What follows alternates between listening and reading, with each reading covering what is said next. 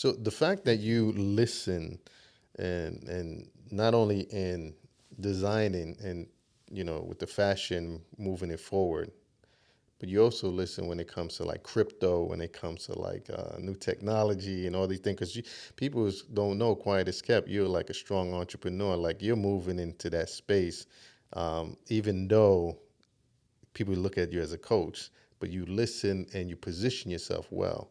How did that turn out?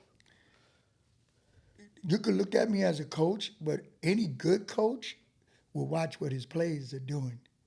And then you begin to make the adjustments in your life. So they, instead of saying, oh, these kids today, the way they did it, nah. See what they doing. You're a good coach. Swing your stuff over there where they doing it. And then win with that. Yeah. Because you think you're going to win the way you used to win back in the days? No, the game has changed. And the game of life has changed. So I feel that way when I deal with it. I was in Canarsie on I'm always remember, Flatlands and Remsen. There's a store in the corner there. And I seen all these dudes going in there, just recently, not back in the day. So, the neighborhood has changed. And they were going to this machine. And they was going and they putting money in this machine. I was in the store to buy something, and they were putting money in the machine. And I'm like looking at it, I'm like, what kind of machine is this? So the guy was saying that this is how they paid for, at that time, their marijuana, all that kind of stuff, the weed and all that kind of stuff, through these Bitcoins. And I'm like, what? Yeah, this is how. So I asked, because I'm always asking the young dudes, and I'm like, yo, what is that? He said, yeah, this is how we pay for, you could pay for anything. But yo, man, the government ain't gonna be down on this, And they was giving it to They're me, giving you the juice. get them out of our damn business. And I like that. I said, oh man. I said, yo, let me put $20 in here. Just get it. The Bitcoin. So I put $20 in there, and they give you the receipt, and you got your code on it, and da. Put that together. Then I say, man, you know what? I start hearing about the Bitcoin, and because once you bring something in the universe, it's out there. So I start hearing about the Bitcoin, and then I said, you know what? I'm gonna get some more of this. Look, I spend money Can't on hurt. anything, Yeah. but now I must have spent like $200 on the Bitcoin. This was like 9 or 10 years ago, and it was new. And then I started hearing all these negative things about it. This thing is gonna crash. When they things we get into or whatever, they like, it's not right. So I kept it and kept it. During the pandemic, I got, touch of the COVID thing. Couldn't beat me because my pre-existing condition. My pre-existing condition was on point, and but I'm looking and I misplaced my key because I'm seeing this Bitcoin going up, like $25,000 for a Bitcoin, and I'm like, yo, where my stuff at? I was looking on my wife, and I was stuck in a room by myself. I tore everything up, and I found it, and man, I found the numbers and everything, and I looked at it. And I had spent $200, I had stopped after I started hearing the negative stuff. I shouldn't have stopped. But man, when I found it, and it said $5,600 that I got just from $200. Yeah. I was like, oh shucks. And then I started to really get into it, and I kept it there, and then I looked into Ethereum, because Ethereum is the young dude that was creating this, that was going to rival the Bitcoin. Right. Because he had more things on the blockchain, the whole concept was more open. Yeah. And this was a young dude that was doing his thing. I said, man, I'm going to catch this right now, So Ethereum, I got whole Ethereum Yeah, right. at a very early age. Bitcoin, I still was getting little pieces of it, because one thing about a Bitcoin, you get percentages of one coin. Mm-hmm. So if you don't buy a whole coin, you just got a percentage of it. Right. So if you imagine you just get one coin and kept it when it went up to $60,000. See, Eating right now. so I have Ethereum's whole coins because it's going to go up. These are the two top ones. So my wife and my kids and all of them, they always look. I told them I was others. I am Right. others, man. I'm the outcast thinker. I don't do things the way everybody does. And so I got into the Bitcoin. I got into Ethereum, kept it in. Even today, as it went down, Bitcoin went down from 60,000 a coin to 20 now. Went down. But I keep mine there. Like, that's like going to a casino and you win in the very beginning. You playing with casino money. Yeah. So you could just put away what you have and then you say, whatever comes. Play with the rest, yeah. I play with the rest and I'm not taking a chance, So, yeah. So, same thing came when the metaverse came. I went in there, first got my Oculus, man. I'm like, let me check this out. I'm up in there and I'm like, oh, man, I'm so grateful to be alive. To see this. To see this. Yeah. This is the Matrix, choose this or this. Well, you got this life over here. Oh. Yeah, that's the Matrix. Yeah, you coming out of this and you going into this. I'm like, I'm going in here. I want to go in, dive in, put them things on, man. I saw so much stuff, real estate and all of that. Went in there and I told everybody, some of our other people that wanted to get down. And right now we got like 200 penthouses that I purchased at $3, $2 penthouses. Now, when you go in the metaverse, you have these. It starts out in the neighborhood. You got one floor. As you build the floors, your stuff, if you bought it at this level, goes up, up, up, up, up. So now when I come in, I don't even see my property. It's so way up there. But all of the other people that bought it in that, they got paid to the piper, the man up on the top. And you're that man. Oh, yeah, at a lot of spots. And so we went in there. So that same penthouse that I purchased for $2, $3 is worth like, now if you went in, which is not a bad price, but if you went in, it's like 198, It's a big difference. $200, yeah. And it's going to grow because those neighborhoods are now growing. The areas that we bought them in the central location. They already built train station and so forth. So I went to Snoop's concert. Well, Snoop Dogg has a nice little spot. So I went to his concert. And man, you in there, you got the Snoop vibe, you got everybody weed up, smoking and stuff. It's crazy in there, man. And Snoop, he's another. He's cool on his stuff. Yeah. And I'm in there, man. He got the concert, the diggity, doing his thing.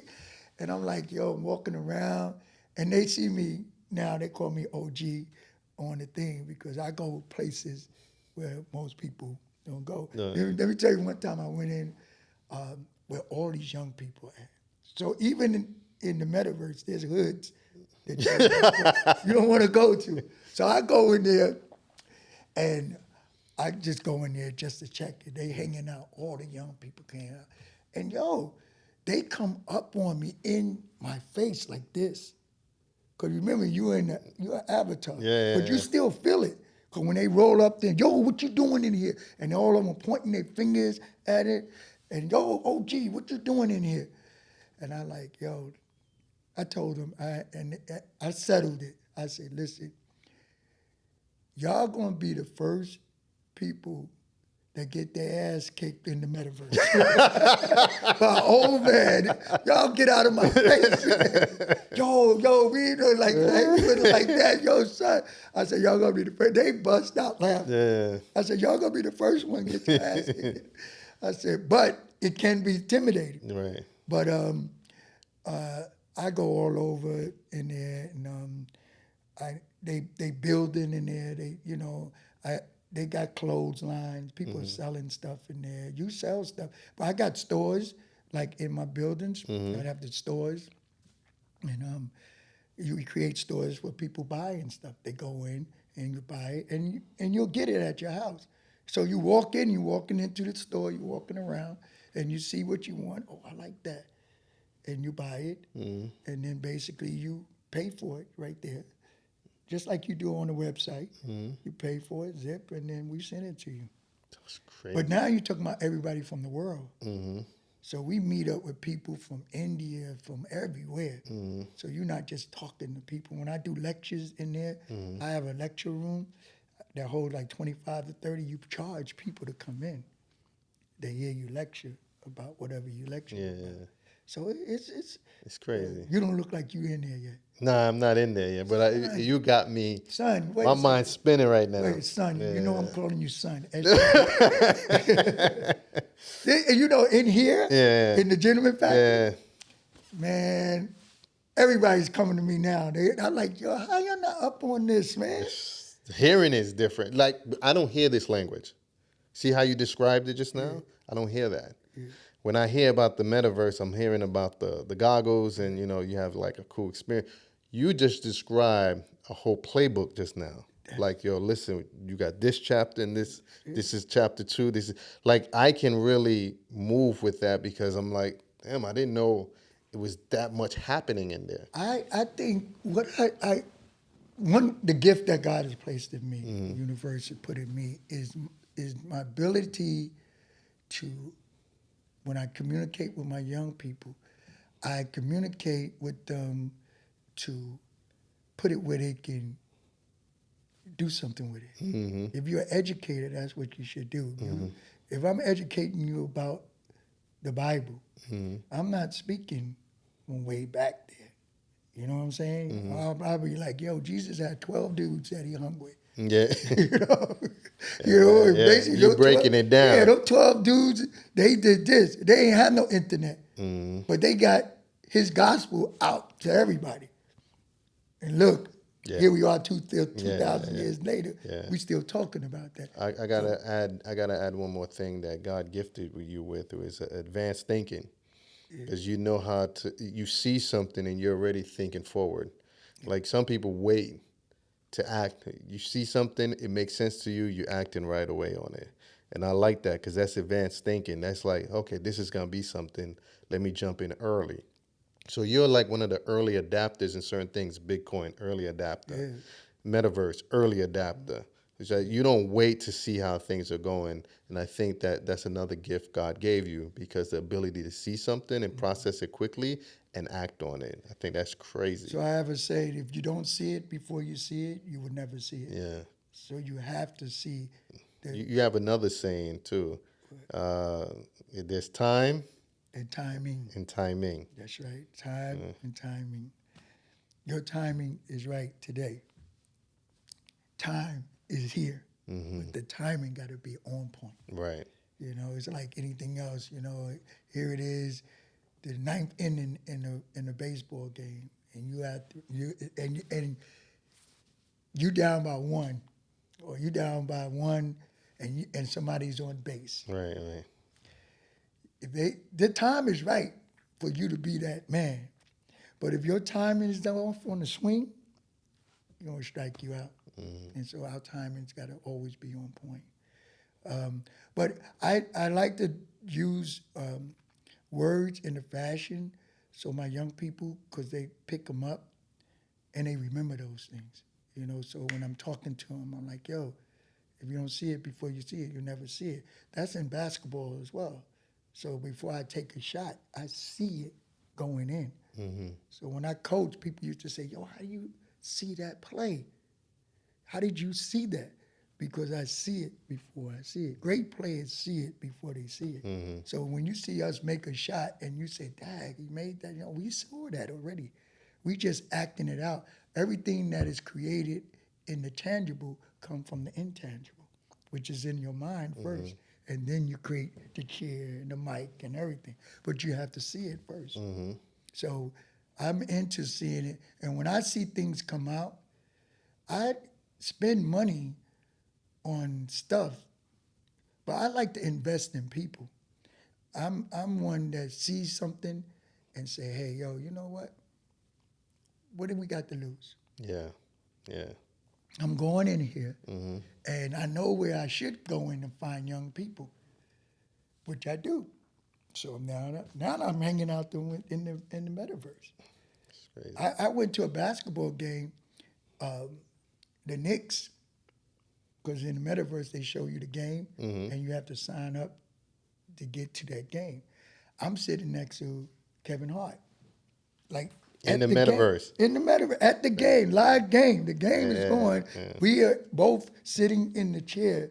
He's sitting here cracking jokes and stuff. I'm sitting there, but he's sitting in his living room, and I'm sitting in my living room. Mm-hmm. But we at the Knicks game, Yeah. and our avatars is, yo, you see that, yo, that kind of stuff. So That's crazy. imagine being my age, enjoying this. Yeah. And my grandson is 14 years old. And he like, yo, he called me Papa Coach. He's like, yo, Papa Coach, you all up in here like that? Mm-hmm. I said, yeah, son. So you can't hide. You can't hide. You can't hide. I'm in the metaverse and everything. He like, dang, man. I'm like, yo, where you be at sometime? Let me see what's going on. But they say, yo, I can't hide from my grandfather. My grandfather is every Yeah. day. And that's a fact, bro. So yeah, I say, yo, man. And that's, even when I'm going, Mm-hmm. my avatar still can exist Yeah. in the metaverse. You know, That's crazy. yeah, it's crazy. You know, so there's one thing I found that was we had some similarities, but there was one thing that really stood out. So, like for me, I got left back in elementary, and I found out you got left back in You elementary. got left back in the fourth grade, Uh, third grade. third, fourth grade, Yeah, third, fourth grade. How do you know? because part of the structure, there's a book you should read, "A Conspiracy to Destroy Black Boys," Mm-hmm. and it's called the third grade, fourth grade syndrome. Mm-hmm. So usually it takes place in the grade, because the fourth grade is and going in from the third to fourth. That's the in that transitional area, period. That's the transitional period. And what happens is because of the way the school system's set up, especially back in the day, but even now, most elementary schools is dominated by white ladies. They may be small. Now we getting bigger at that time. So that same aggression that we may have is not like a little boy now. It's like fourth grade. You kind of getting up there, and she may be 4'7", and you already up there. Now she become intimidated by it. So the fourth grade is the move to destroy, because now it's the fourth, and now you got left back. Your self-esteem and everything is starting to flow with you. And now you're struggling to get to the sixth grade. And then by the time you get to the sixth grade, now you're going to middle school, and all these other things are going on. If I fail you in elementary school, then you go to middle school. Now, if you notice, middle school is mostly black women. So that's where the fight goes. Because now you have young people that was failing in the elementary school, and now you move them into the middle school. Mm-hmm. And they have all these things going in their head. So the middle school teachers have to fight to get them right so they can get ready to go to high school. Mm-hmm. But high schools is what? They're basically white males. So now if you don't have it together, they would quickly tell you, look, why don't you go to the Army, go serve the thing, because you're not going to Well, graduate. they put you in special ed saying that something's And wrong they with you. put you in special ed. My 38 years, I was special ed related. I worked in a special ed unit. I don't call it special, I call it special needs. And I just flipped that. They wrote an article on me way back in the New York Times, a whole page. And they called me Cut 'em Loose Bruce, Yeah.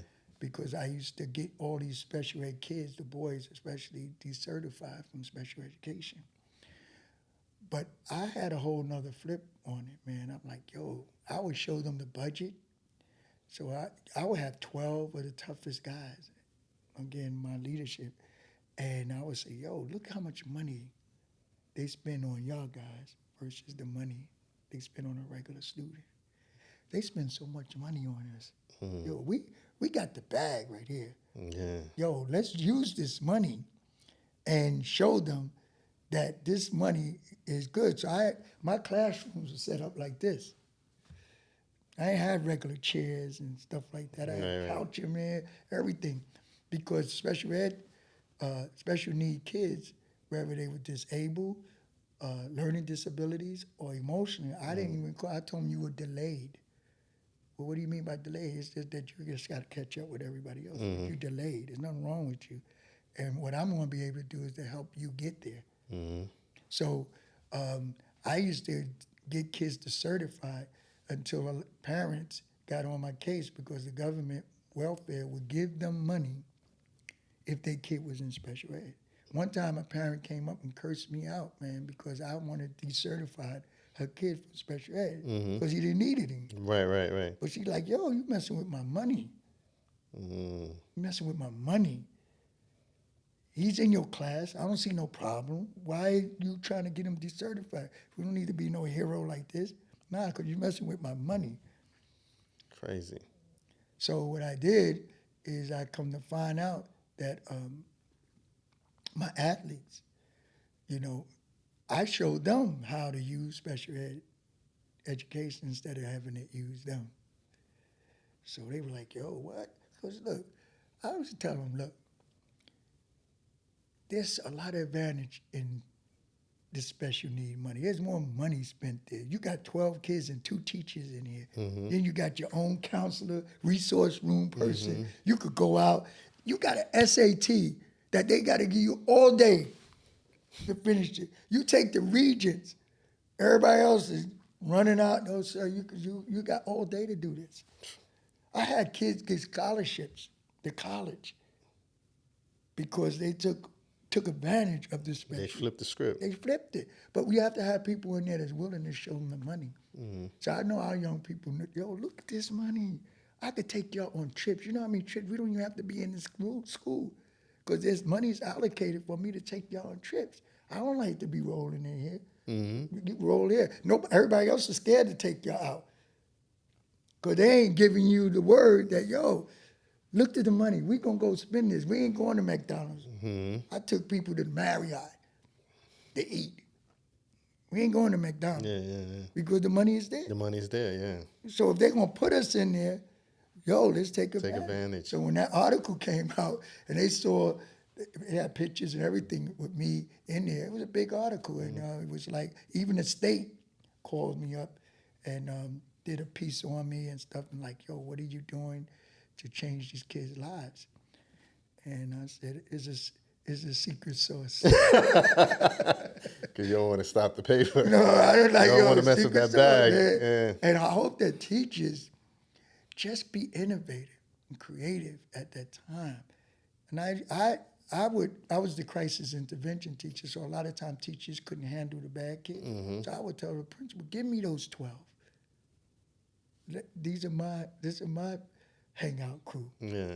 But let me do what I got to do. I'll keep them out of your hair and stuff. Just give me my 12. Give me my bags that goes along with it. And basically, I'll rock with them. And they the baddest dudes, so where we going, you know? Yeah. I got them under control. Yeah. So we go out in the street. Yeah. Go. But you could talk to them the same way because it's familiarity. Yeah.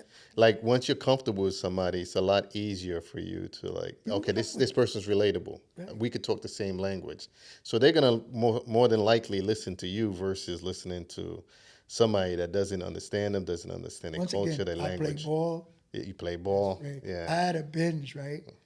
And my Benz, they were like, yo, where you going to park it? Because this was a brand new Benz. I said, yo, I'm parking in Brownsville. I'm like, yo, I parked my car right there. You see my fellas? They ain't letting nothing happen to it. Man, you kidding? They like, even today, they older now, and they used to say, Coach, we watch your car like all day long. Yeah, you know? that's what's up. So, it's like, like anything else, man, you can't be afraid of the kids that you trying to educate. Yeah. Thanks for the insight, and I didn't even look at it that way. But the point I was trying to make is the fact that you had all this things that happened throughout life, and then did you know you were going to reach a point where you were going to receive a letter from Obama saying thank you? Did you see all this happening during that journey? Like, did you see that coming? So I wrote a letter to my mother.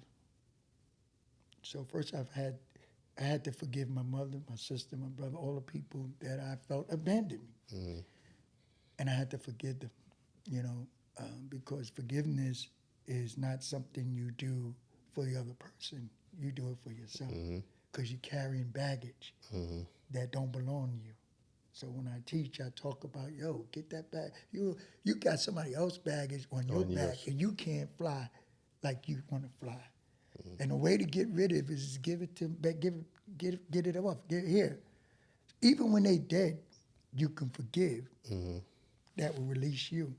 So I wrote a letter to my mom, and I'm like, Mommy, if you can see that change has come, you could see even before Obama, because I was a coach, and I won championships and everything. I was the first black coach to coach the Catholic High School League and so forth. So my name was always in the newspaper, on television, and then all that. And then when my guys made it to the pros, I was always on television. People always talk about me and stuff like that. So, but this came, I said, Ma, and the letter was like, Ma, you ain't gonna believe this. We had a black president. Remember this? Mm-hmm. And I said, and he is amazing too, man. He's smart. So we did it, And he wrote me a letter. Your son, he wrote me a letter. And then I read the letter to him and saying thank you for the services that you presented and that you done for the community and all that kind of stuff in my expertise. So that feeling was really a feeling of twofold, that you know that we got a president. Black folks broke through their system, and I always tell people all the time when it comes to Barack and Michelle, I say, guys, your expectations, he ain't do nothing for you. I like, look, y'all have to be the most idiot people in the world. You think a corporation is going to hire a president of their corporation and they're not going to do what the corporation asked them to do? Mm-hmm. America is a corporation. Mm-hmm. So we feel good that we put an intelligent black family that we could be proud of up there. He's the first. He's the And first, Michelle is the first. and they set a high bar. And they set a high bar. That's why we can't I said, but understand that. Don't don't allow people to talk negative about them. Mm-hmm. That's our first family. Mm-hmm. And now that the young people put them in there. That's their way of expression. Mm-hmm. That's their president. That's their president. Mm-hmm. So y'all gonna say, oh, he didn't do this, he didn't do that. But that means you don't know politics. Mm-hmm. Or they don't know corporate structure. And they don't know corporate structure. Mm-hmm. He's there. Sometimes your hands is tied because you don't want to show favoritism. Right. If he does too many things for the black people, then the white people are going to say something, or this person going to say something. He has to be everybody's president, so he has to be fair. And the best way to show your integrity and character is try to be fair across the board. But you can't. You want to lean towards more. Like right now, when you hear him speak outside of the office, Right. you see him talking more about What he wanted to talk what he want to talk about and supporting us. Right. But when you're in office and you're elected to do certain things, you have to follow the rules. And that's for us as black people, because basically we are the moral standard for this country. Is people follow us. Anything that is attached to black and that way we fought for our rights and dignity of people and so forth. We can't back off of that. Right. You know, that's what we fought for, you Mm-hmm. know. So they depending on us to be the mature people, Mm-hmm. which we are. Mm-hmm. We are more mature than anybody ever could imagine because we bring the level of civilization here. We bring the level of all, and they, you know, try to bust it down with all the killing, the one-on-one killings and all that, because that's a frustrated people as well. You know, when I look at you, I'm looking at the man in the mirror. See, when Michael Jackson said, take a look at yourself in the mirror, people think that he's only talking about me looking at myself. No, the mirror is here. And whatever I feel about myself, that's pointed towards you. Hurt people hurt. So if Yeah. I'm hurting, I look at you, and when I take you out, that's pointing a gun. That's suicide. Yeah. Yeah. But it's suicide Yeah. pointing Yeah. at you. Sometimes success, and I hope I'm not speaking out of character for anybody, but sometimes success is a reminder to someone that's not being successful, and they hurting because they look at you as why they made it, why they got this opportunity, why not realizing the person probably put in the work. Right. But like you said, hurt people hurt. So sometimes when they look at someone successful, it's a mirror reflection of what they're not doing, and that bothers them, so they project that out. Right. So I agree with you 100% that, we got to take accountability, not for us, not only just for us, but as individual, not only for us individually, but as a group, we have to say, okay, what are the things that we need to do as a group to add to that maturity so that way we don't fall into those hurt situations. One of the challenges that we have as a people, if you know better, you're supposed to do better. Right, right. But then we have higher expectations from other people, like, because if we don't live up to a certain expectation, people gonna be like, "Oh, see, there they go, they hood, they this, they that." Yeah. So we kind of like. That's why I think Obama and Michelle set the bar so high because they know people is gonna be watching them. Yeah, and I'm glad that Trump became president because now it's like if you have a clear glass of water, you don't realize how clear that glass of water is until you put water with all kinds of particles and all kinds of cloudiness in it. Then you really put them together, you can see. So that's a perfect example. Apple and oranges. There you go, Totally man. different. So it's great to see him there because now the level of maturity, and they can be immature like that. So here's what I always tell black people and my folks. Be careful about what you ask for. If you say we the original man, that means that you believe that everything comes from us. Not some of the things, everything. That include all the colors, all the things come from us. So what comes with that is a responsibility. And sometimes we have to take responsibility for white people because they come from us. I know they don't want to hear that. I don't know how the black don't want to hear it, the white don't want to hear it, but it's clear that the people come from black folks. And it's becoming more and more clear now because people are picking that up. But what comes with that is a responsibility. Some of your kids are great and you love them because they do everything you set out, and then you got some kids that don't. And that's how I look at it. I look at it as that, I understand the originality of who we are. Yeah. And I know that everybody that comes from us, all of my kids I love.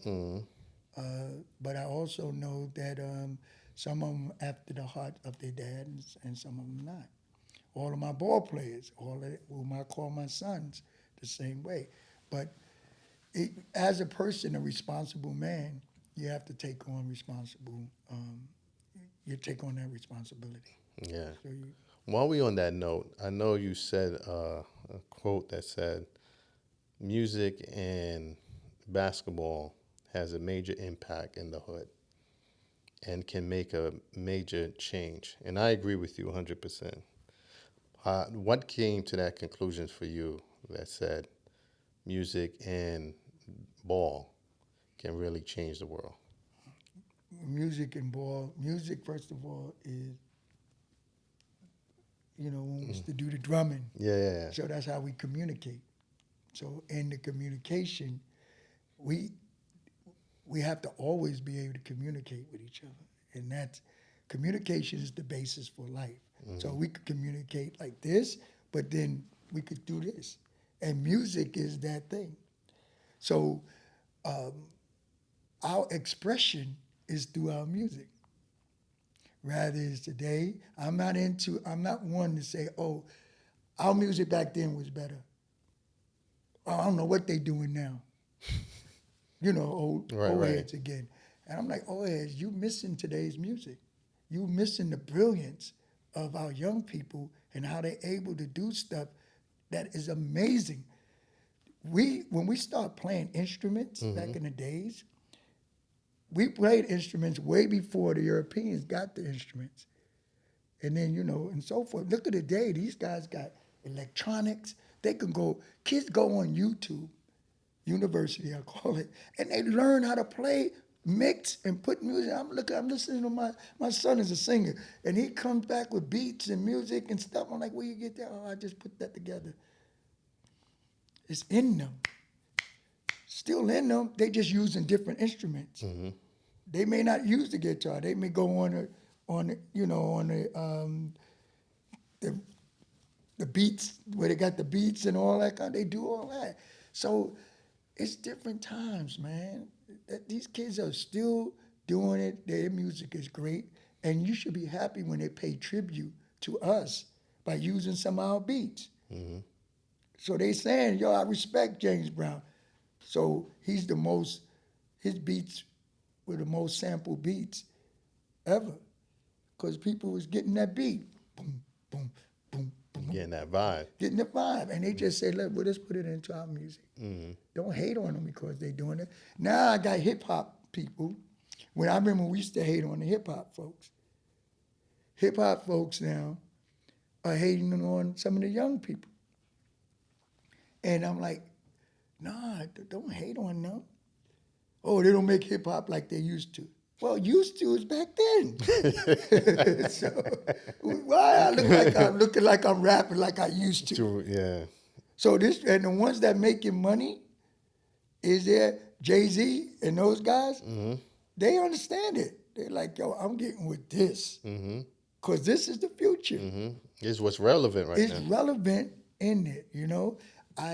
It's so important to understand the business of relevance. And relevance is basically, yo, this is the music that they doing, and learn it, get with it, So, and sports, basketball especially, music and sports. Sports is a form of music, That way we teach basketball is, I always tell people you have a beat in your head. So when I'm playing, I got my beat. If I could get you dancing to my music, when I stop, you still gonna dance. Right. I'm going. Yeah. So if I rock you this way, woo, do, boom, boom, I'm going. So everything is a rhythm and rhyme. You don't play basketball when you run with the ball. In terms of football, the best running backs, they run with the ball. They got style on it. Deion Sanders, he catches, he's hopping through. Yeah. He got rhythm. We got to use that rhythm. That's our rhythm. That's how we communicate, words, gesture, and spirit. So all of those are the things. And then the spirit of the music is very important as well. So I see that as the pipeline to generations and how to get to our generation. So when I go to them and I'm, they doing their music and so forth, and I go on TikTok and I see them doing it, and they love it. When I go and I check them, sometimes I go as, I was commissioner for the PSAL, Public School Athletic League, and I would go visit the schools while they practicing. And I would see coaches coaching kids, and they just off or whatever, and they trying to teach a kid, and kid don't want to do it. I would have my suit on and everything. I would go into the locker room, put my stuff on. As commissioner, everybody know me, and I go step on the court with them Yeah. to show them some stuff. And they like, yo, that's the commissioner? Yeah, the commissioner got game. But I know that pulls them to me. It's like, yo, look at that, and I was showing them how I'm hopping with the ball and boom, boom, boom. And I'm like, now I'm at a different music than you guys are. Y'all like this. Yeah. So I'm a little slower, but I still got a rhythm. So I get you bopping up with my rhythm, boom, boom, boom, and then I make one little change of direction. You can't deal with it. Yeah. You're like, oops, oh God, he's gone. So music so I use music and sports to stay with my young people. I keep it. I try to keep myself right so that I can constantly be able to do some of the things. So I do a lot of bike riding. I do a lot of exercising, eat right. My diet, not diet, my lifestyle. You good? Yeah. So one final thing. Yeah, that's what it says. Time Yeah. to cut. Yo, you could have said that to me, coach. Yo, because you know what? This is the new media. Yeah. So we don't have to be formal around here. I learned because I'm in on the podcast. Absolutely. New media, the guy come running up in here saying, yo, time to stop, man. Because we could go on and on. No. I got two more questions. One of them is really the 12 plan. The 12 plan that you try to exercise within the game plan. With the game plan that you submitted to as an opportunity for people to really take advantage and learn, and so that way other people can teach it. Right. You want to touch on that? I was invited to Hong Kong and China because they some young people saw me on the internet and social media, see that, and they said, wow, you're teaching this 12-step game plan, one breath transformation. So, one breath to them is Buddha and all that kind of stuff. So they like, yo, we need you to come and teach that to the coaches and the players in China. So I took a whole contingent of people with me, some young people with me as well. I took my son. I took a ball player. I took a lawyer, a young lawyer, and I took a businessman. And we flew there. And, was there for 2 weeks. Stayed. Treated me like, when I walked there, I had a big old sign, had my picture on there. Coach Gustus coming, one breath, and so forth. And this is why I always tell young. We were sitting. The people that we was hanging out was like the CEO from Alibaba and all that kind of stuff. And we were sitting at a Suzy. It's basically a round table that you spin around every time you pass the food. Yeah. And it's about 35 of us on there. And they had this amazing young model that they brought, Asian model. She was gorgeous, she was nice and everything. My son was sitting right next to me, and I said to her, go sing to her. And you're like, what, sing? Right now? I said, yo, we here, that's the job. Just something, not long, 30 seconds. So he went over and he sung to her. And she turned colors, everything. And he sung about 30 seconds. Stay with me. Stay with me, all I need, all that stuff. So he sings that to her. Right. The son of the Alibaba, he was getting married. He had a band. He gets on the phone. He calls up his fiance and say, hey, listen, let's cancel the band. We got a singer here that's off the chain. I want him to sing. Now, keep this in mind. I was there. I flew first class. They was like they got seats because we went on a China plane. Okay. First class was amazing. They really got it, but everybody else was like this, you know. Yeah. And they would come to me asking for food because I had everything. Oh man, it was like mad. But we were there for 2 weeks. My son wound up staying there for 4 months. They put him up in a Wow. beautiful plush on the beach type crib, everything. 4 months. He sang at the wedding, and then they just had him doing stuff for 30 seconds. So that's why I tell these guys, we're global. People love us global. They love to see us globally. And we think that all the stuff we hear people say about us here, when we go overseas, people want, yo, we are the people. Yeah, They yeah. want anything we do. Yeah. They want to duplicate. We missing it when we just stay here. That's the reason why we have this thing called Hollywood, and that was the big thing we had there. Is a platform, app that literally helps influences people that are artists, that are creators, and that are entrepreneurs, and that platform gives people opportunity to make monies for things that they do. That's a whole nother story. But the key is that teach our young people that we're global. I call them, we're a global majority citizen from a global majority community. Our community is global. It's not just in the hood, not just over there. It's global. Y'all need to get out of there. That's why I took them with me. That was part of my contract. I'm not coming unless I bring these young people to show them. And a lot of them took advantage. My son did. The basketball players did. The entrepreneur did. The lawyer, she now represent players going back and forth. She brings players here for me to coach. Rich players that the parents pay really good money. So we made a business out of it. So you create a whole network effect. Yeah, but that's because we got to expose our young people to that. I do things to open doors for my young people.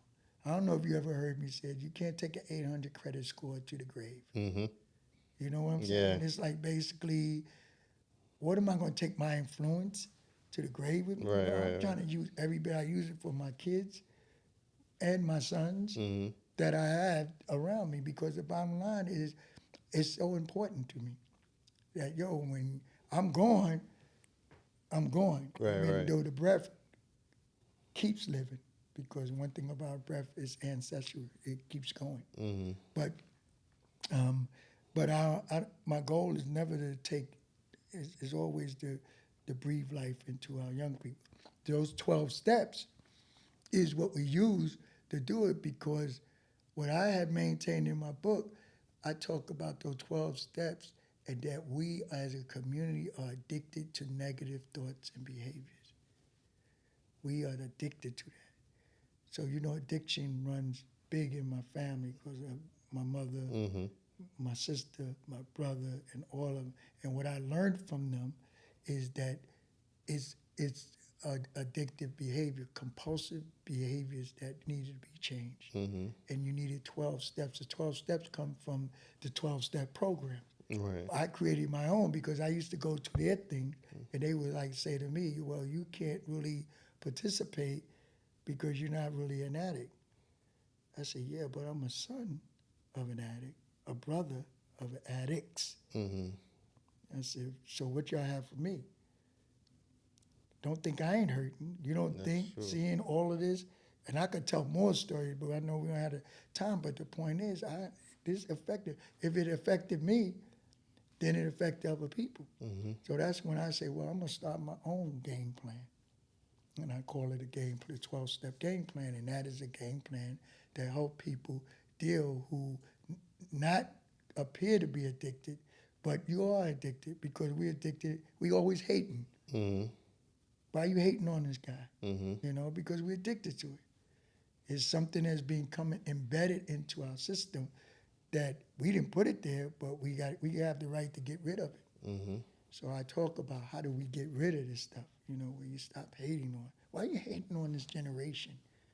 Why are you saying this generation don't want to work? They lazy. You calling that lazy because you worked? They looking at you and they saying, no, I don't see no progress. If you keep complaining in front of this young generation, how you think they want to go that way? True.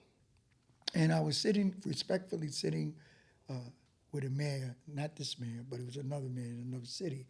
I don't want to give a name because we're here, and he says all our kids need is direction. And I respectfully corrected him. Said, no, these kids, they don't need direction. They need our support. They already got a direction. It ain't the one that we use. You understand what I'm saying? They got a direction. Y'all got a direction. Y'all are code breakers. Y'all got a direction. And we may not get with them, but they got a direction. But what they need, support. But don't try to give them direction, because your direction, they looking at you, your direction, really they saying is whack. Yeah. All due respect, All due because respect. we still below the 2 percentile. Let me give you a statistic, because I know this is a financial thing. Back in the days when I was younger, I used to hear, black people spend $48 billion a year, and only 2% of that is spent and going back to the black community. That was like 50 years ago. Here today, I'm hearing we spend $1.6 trillion, and only 2% of it is going back into the black community. So what are you going to say to these young black people that's saying enough? Yeah, you can't. What are you going to say to them? They saying enough. We ain't going into your whack schools. You ain't going to get it. And we watching a generation that has to pay all this money back because they done spent $100 and something thousand to go to college. They got their own code right now. Their lifestyle and code is like completely different. Different. Yeah. So you're right. And Like, all we got to do is give them the support, that's it. because they going another way. And I understand it. I know, because everybody want to say, well, what y'all going to do about our pension or our Social Security? Because these kids ain't working. They want to be entrepreneurs. All these kids want to go follow their dreams. Didn't you say it's okay to dream? These kids are not either or. These kids are and. I could do this, and I could do this, and I could do this, and I could do this. We get upset because we taught, go to school, get a good education, don't switch for what you want to do. Oh, you can't dare switch. No. You said you're going to be a doctor, also tomorrow you want to be a rapper? Yeah. How dare you? You know that's crazy, because I was looking at the statistics when it comes to that, and they showed how back in the days people really stayed at their jobs for 30, 40 years until they retire. And with this new era generation, it's like they're in a position maybe for like a year and a half, 2 years, 3 tops, but they're getting what they need to get, and they're moving on to the next. Because you know why? Because they only have an A. They don't want to hear no B. If they do a B, it's only because it's going to help the A. Right. They ain't trying to you need to get an alternative, and then you want to die in that alternative. Because most of us, we spend all these years from 0 to 25. That's the learning years. From 25 to 45, that's the earning years. And 45 and above is supposed to be the golden years. In the black community, we go from 0 to 45 learning. Right. Then we start earning. But black man is not living into 60 years old because of the stress of this here, what we live in, and all the other things that triggers the stress. So that means you don't even get a chance to enjoy That's true. maybe 15 years of your time. Yeah, but they're also saying that this era that we're in, people are living a little bit longer, right? Than back in the days. It was like 65, maybe stretching it to 70. But now they're saying that, people are going up to 80 and 90, but their finances is not catching up to it. Right? Yeah, because if you started, again, from 0 to 25, that's the learning. And what is learning? When a young man is a bar mitzvah, if he has a bar mitzvah and the family come and bring monies to them and give him $100,000, $200,000, say, yo, go learn. Us, we learning, but we trying to work to get money and stuff like that. It's tough. We need to have the freedom to learn, make mistakes from 0 to 25. Yeah. Now, when you get on the grind, you now ready. Yeah. Because it takes time to master something. It does. Yeah. It ain't gonna Anything you happen do. overnight. Yeah. Right. And then if I want to change my mind, that's what it is. But You know? keep in mind that whatever you change your mind, I'm hoping that, and because this is something to impact young kids, I'm hoping that whatever it is aligns with your next phase.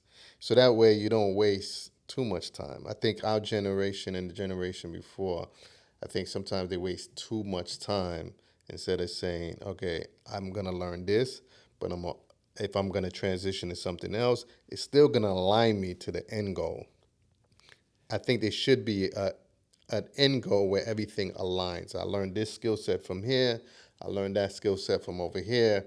But they still together combined is improving me to get to here. And sometimes people stay too much in an area. They waste too much time waiting in the area. Only accumulated one skill set before going on and realizing, oh, I need additional skill sets, or I need to add on to this. I think this generation is not wasting time. They're like, I'm getting it here, but it's still aligned with where I their want to A. go. Yes, with their A. They use B, C, C, D. and then not to make a career out of it. No. They like, yo, Yeah. I'm doing this so Right. that A can help me with my A. Right. So everything is aligned. And don't stop them, man, because that's so important, man, Yeah. for us to have at least a generation to say, let's do it differently. Yeah. When change is necessary, not to change can be destructive. I think So- you're right, 100%. But nothing stays the same anyway. And nothing should. Yeah. And then I don't think they're asking for permission. Like the thing is, like I was hearing the conversations from, the older cats, and it's like as if they're requesting permission to do something. These young cats are not asking you for permission. They're like, yo, listen, we're changing the course. Wherever this thing you guys had here, we appreciate it, and we want to say thank you, but they being unapologetic with their course correction. They're like, nah, Yeah, and that's cool. I'm going glad here. you said that because Yeah. one of the things is, so you got the baby boomers, which is my generation, Mm-hmm. right? Then you got Gen X. Now, Gen X is the angry crew because they done did everything the baby boomers told them they should do. Mm-hmm. Get an education and so forth. They got debt. They got houses that they don't really own. Mm-hmm. They got a whole bunch of stuff that we taught them what we thought was the right It's the right thing. way. Yeah. Now you got these young whippers out. I hear the Gen X talking about, oh, they don't want to follow, they want to do this here. And they, like you said, they like, yo, we're going to do this. Regardless. Yeah. But they more like us. Baby boomers, we did the same thing. We said later for y'all. We're not listening to your music. We're going to dress the way we want to dress. We're going to go out with whoever we want to go out. We're kicking doors down. We're going to do it our way. And then once we got settled in, we start teaching the Gen X that, yo, this is the way, get this education. It's going to take you to the greatest heights you're going to become, so forth, which was not true. Now, what these guys are doing. So I always So say, if these guys are like you guys, the baby boomers, and the Gen X are the in between, the ones that not failed, but they just got the wrong information, or maybe they didn't act on a new trend. They stuck with the old trend. Yeah. Is that cycle going to repeat? Is that the type of lost generation that's going to be repetitive?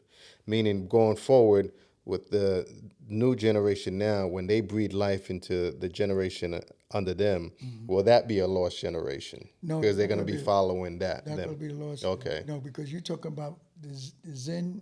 Yeah. Yeah. Now they're calling it the COVID generation. But the reason it ain't, because this new generation, that the millennials, they are basically, they see, Yeah, they're different. they see, They're and they're gonna be up into people's stuff. They Yeah, don't. they're They different. move Yeah. differently. Yeah, they're and different. that's why I tell OGs, especially the baby boomers, check your grandkids out. Because remember, these are like our grandkids. Skip over the baby Gen X. They do anything but check your grandkids out because they need your support because they're trying to do it totally different, and they need our support when it comes to finances. They need our support when it comes to our credit. They need our support when it comes to wisdom. That don't stifle them, and see in them what we had to break through, and then in this next group, and then you got to teach them, don't stifle the next group, because I see some older millennials talking about the the young kids already. Oh, these kids, man, their attention span is, yo, don't talk about them now. What do you? I don't know where I fall on. You know why? Because I had a conversation with someone, and he said, and he was like a couple of years older than me, and he turned around and he said that I'm a millennial, and I'm looking at them like, dude, there's no way you're a millennial. You got me by like a good, yeah, I mean, got a good a decade. So I'm like, there's no way you're a millennial, right? But he read the description of a millennial, and he was breaking it down, and basically he was saying like he's about 50 something, and he was like basically like 50 is the new 30 or something, the way he was breaking it down. But his logic behind it is that because we're so close, and because he feels that he's a millennial and he feels he connects with the millennials, that we fall in the same bracket. And sometimes I say to myself, like, I don't know where we fall. Yeah, I know the generational trends and how they say because you're from this age group, and right. Yeah. But there's some people I think is like, and I could be wrong, but I just think they're like cross errors. Like some people just cross errors. Some people feel like they're before their time. Well, age-wise, know where you at. Yeah, Is he over 50 something years? Yeah, he's like 50. He's a Gen X. 53, He's a Gen X. Okay, so he's Gen X. Don't try to be down. You cool and everything. Don't try to be down, man. You're Gen X. You can connect to millennials. Right. That's what I think. But you still Gen X. Right. And you one of the Gen X that connect to millennials. Millennials, yeah. Like I'm a baby boomer. Yeah. But you're like, for example, I think you cross errors too. Some people cross errors. I know. Meaning, metaverse and like, even the millennials ain't down they with that. not down with that. So I don't, and how would I describe you? Because even though you're a baby boomer by age. I'm a proud right? baby boomer. Right, but by age. Yes. But what do you say to someone that cross errors? Like, there's some people that just for some reason doesn't, like Jay-Z, for example, right? For him, he's a Gen X. Yeah, but he crosses errors. Like he can adapt to any era that he's in, and he's always changed. He's always able to redefine himself. Right. So what I would say to them, and I would say this to them, I know me being a baby boomer, I like saying I'm a baby boomer that crosses errors. If you are Gen X and you cross errors, say it. I'm a Gen X, but I cross errors. I don't have a problem with that. Same thing with millennials that cross errors to the younger kids. Yeah. So I think that's healthy too. We need to do that. Yeah, I think we need to. All right. So final thought: this is a show that impacts people to get started. Yes. Right. So, what advice you would give somebody young that's looking to start, or even somebody that just maybe a little bit older, haven't really had the confidence to start? What would you motivate or say that's going to impact somebody to get started from a coach's perspective? Well, there's 3 things I want to say. One, when the game is over, and it's over because we play a lot of games when we're young, it's so important to get it done and just do it. So I gave you 3 things that we have a challenge in. We talk, but we don't do. If you're going to take a chance, take a chance. It's a difference between taking a risk and dealing in risky business. So it's a risky business versus taking a risk. I take risks. And then you don't have to be young. Like I said, Bitcoin and all that kind of, those are risks. But do it. become the change that you're looking for. Because if you just sit around and you do it, especially when you're young, just do it. You're going to make mistakes. Make the mistakes. Clean it up. And just keep going, because sometimes if you just think too much and you're trying to think it out all the time, wait until every light turn green, before you say go. Nah, if that sucker's yellow, go. Go. I mean, because in the end, you're going to regret it if you don't. A lot of stuff that I've done over my lifetime, if you notice, it was straight up, I'm going to the park, I'm getting ready to get a permit at this age, and I'm taking over this park. Mm-hmm. Taking over this park. Mm-hmm. I'm taking over this, I'm doing that. And at my age, I dare to be different. Mm-hmm. So even at my age, when I wear this shirt, others, I want everyone to know that's a habitual thing. I'm always looking to make changes. I'm always looking to explore radical solutions. So everybody got a show like this. People got shows left and right. By the way, you did a great job. Thank you. And but this is how I catch and meet young people. And we talk and we communicate. We open up a conversation. Be willing to talk to our young people, man. Yeah. But get it done. Get out there, get it done. Just make it happen. Don't be sitting around scared and nervous and stuff like that. You're going to make mistakes. Mm-hmm. That's why they have a race on it in a pencil. Just race it, start all over. Get some more stuff, especially between 0 and 25.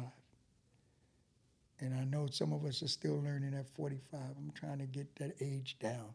Even if I can get you to 30 to help you get where you need to go. Mm-hmm. So that you can earn from 30 to 45, 15 years of earning. It's amazing. Mm-hmm. Your social media handle, do you want people to reach out to you? Man, of course. Absolutely. Everything is Coach Gustus, man. Coach Gustus. Gustus. Yeah. Coach Gustus. That's my handle. That's what my guys told me. They taught me about my brand. And they say, go to Twitter, Coach Gustus. Go to Instagram, Facebook, TikTok, all Coach Gustus. That's what I like. That's how you get me, man. And that's where you at, that's where I'm at. There we go. Boom. And as always, thank you for tuning in. And don't forget, it starts now. Right now. Right in the now. moment. In the moment. Yeah. Coach, man. And that's the end of that whole